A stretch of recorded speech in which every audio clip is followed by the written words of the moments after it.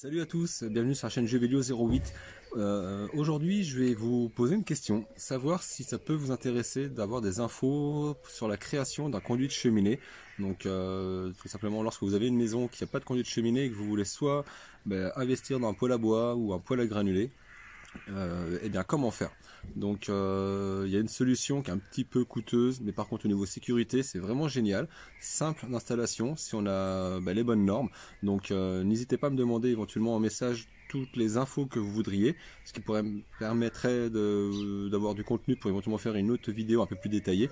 Aujourd'hui je vais vous parler de quelques bases des normes. Le conduit de cheminée, donc l'appellation conduit de cheminée, il y a le conduit de raccordement et le conduit de fumée. Donc le conduit de raccordement, ça va être le tuyau qui va aller du poêle à bois jusqu'au conduit de fumée.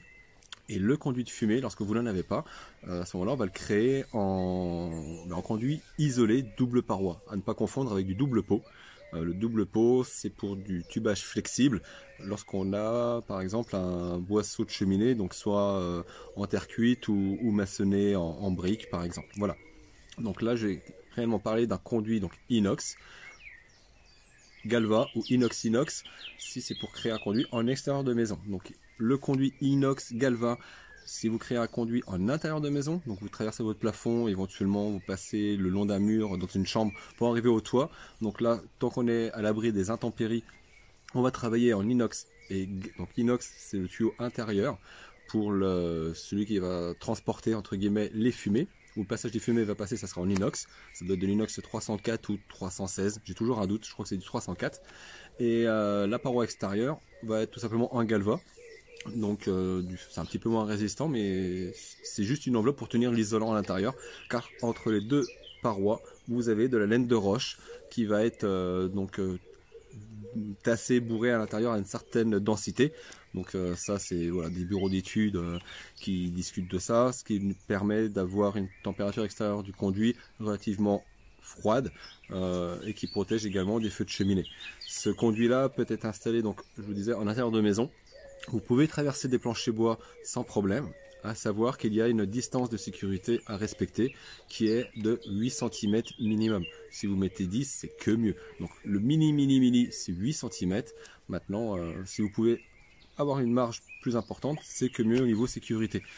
Donc c'est pas le tout de passer le conduit à travers un plafond, de maintenir ces distances de 8 cm. Il y a des accessoires, mais malheureusement à investir, qui sont un petit peu coûteuses, mais c'est nécessaire pour la sécurité de vos proches, de votre maison, et pour que le conduit fonctionne bien et vieillisse surtout bien.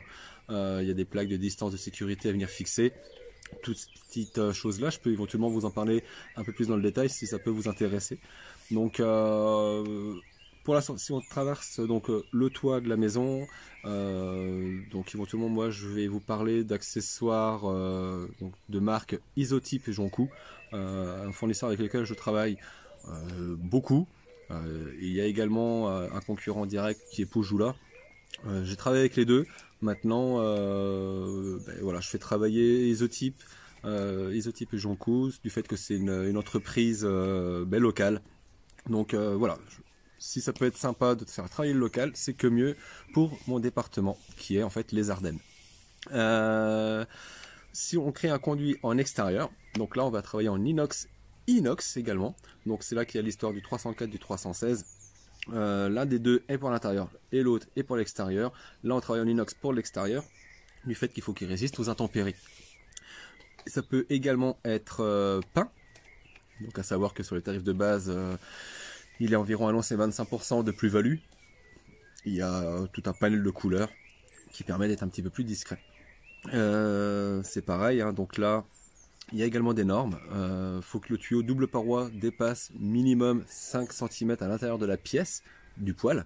Donc au bout de ce tuyau double paroi donc isolé, que je pourrais éventuellement rentrer en détail dans une autre vidéo si vous me le demandez, il y a une pièce de jonction entre les deux, hein, qui va venir faire l'étanchéité entre les doubles parois et qui va se rétrécir pour recevoir le conduit de raccordement qui sera donc en simple paroi. Ce conduit de raccordement peut être de différentes coloris, c'est de l'émail, ou en inox, à savoir que l'inox à la chaleur va changer un peu de couleur, mais ça ne changera rien au niveau de sa qualité et de sa résistance au feu.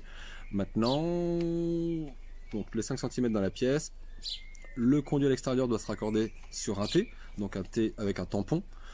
Et nous allons monter donc sur 5, 6, 7, 8, 10 mètres en fonction de la hauteur de votre maison.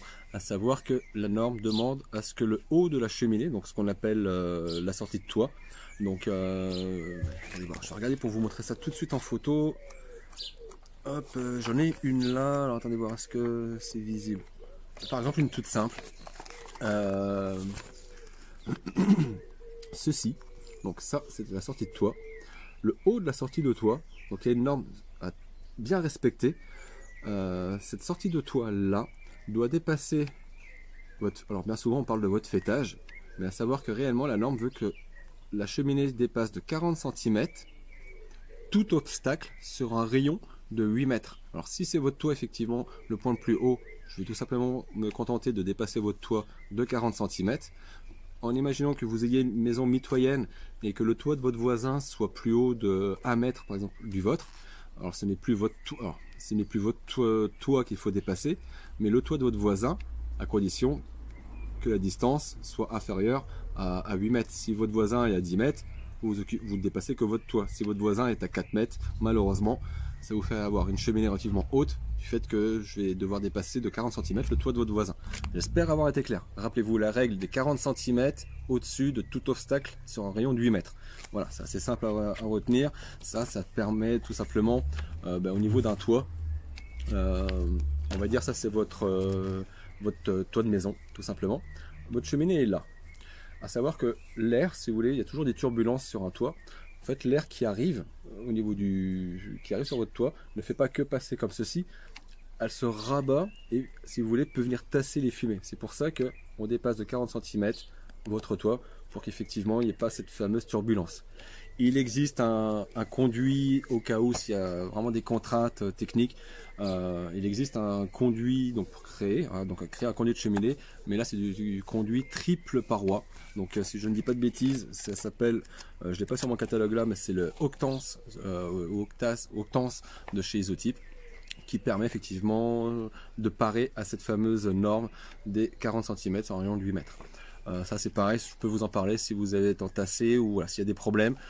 J'ai peut-être une solution à vous apporter avec le Octance de chez Isotype. Voilà, après en revenant au conduit, je sors à l'extérieur en inox avec un T. Donc sur les X mètres, ce n'est pas le T qui doit supporter le poids de votre conduit, mais il y a bien, alors moi ce que j'appelle c'est une chaise, c'est comme une équerre qui va venir se fixer contre votre mur, qui permet de supporter en fait le poids de votre conduit de cheminée. Et entre chaque élément, alors en fait moi j'en mets un tous les 1,50 m. C'est juste ensuite des colliers qui permettent de stabiliser et de maintenir plaqué au mur votre cheminée. Le poids est réellement porté par la chaise.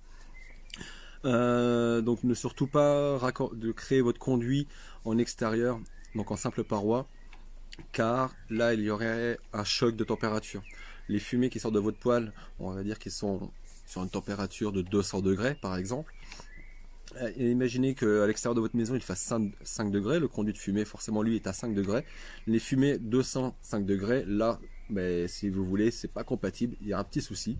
Vos fumées chaudes vont vouloir retourner vers votre poêle, ce qui va vous générer un problème de tirage avec tous les risques qui vont avec, que ce soit le monoxyde ou tout le danger qu'il peut y avoir.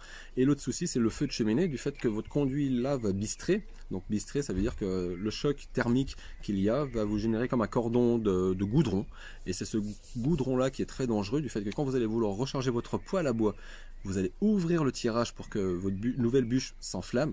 Là il va y avoir une montée très rapide des températures, ce qui fait que donc le bistre, ça ne demande que ça pour s'enflammer.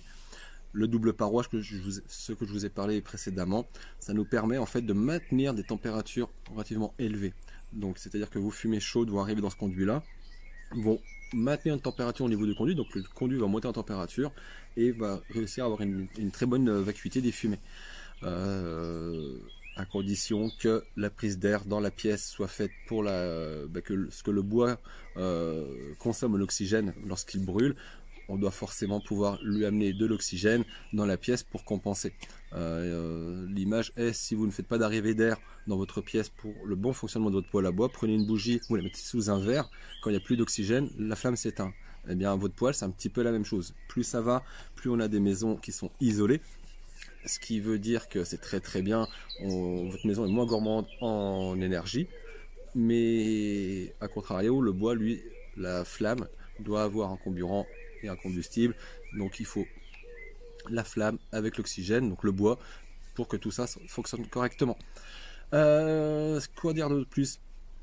Je vous ai donné la base, quelques petites consignes à respecter. N'hésitez pas à me mettre en commentaire vos questions. J'essaierai de répondre soit en image ou avec des explications, ou pourquoi pas un schéma. Donc tout ce que je pourrais vous dire dans la vidéo, ça ne remplacera jamais les DTU, les normes. Tout ce que je vous parle, c'est par rapport à une expérience professionnelle et par rapport à des retours d'artisans et de clients. Et je trouve que le YouTube, ça peut être un très bon moyen également de protéger des personnes pour éviter qu'ils fassent par manque de connaissances une erreur et mettre toute personne éventuellement en danger. Donc n'hésitez pas à mettre en commentaire, à me corriger si jamais vous pensez que j'ai fait une erreur. Alors ça, je le prends. Et puis voilà, ça peut créer un dialogue et surtout quelque chose de très constructif. Donc abonnez-vous si c'est pas déjà fait sur ma chaîne YouTube. Pour tous mes abonnés, je vous fais un coucou. Je vous dis à bientôt. Et puis ciao ciao.